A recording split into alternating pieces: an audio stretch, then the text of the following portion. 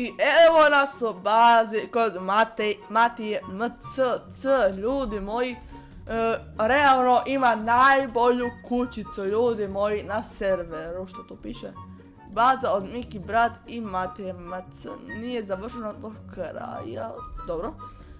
Dobro, ljudi moji, dobro, sviđa mi se ovo tu i ova planina, mogu se iskoristiti za nešto isekara, ja bi. Dobro, sviđa mi se ovo, ovo tu smo mogli bolje.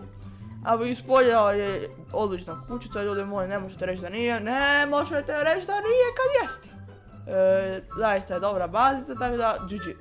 Tu dolje kao farmica, neka GG's. Dobro, iz polja iskreno baza liči na nešto i ova planina od iza, ja bi to iskoristio, ma nema te priče da ja to ne bi iskoristio.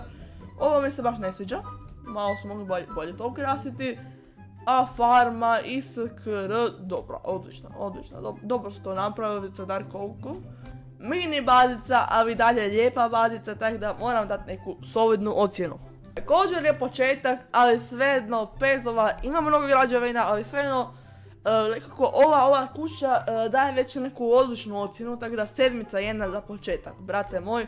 Ima tu napretka, planinu iskoristi, bit će brutalna cijela baza.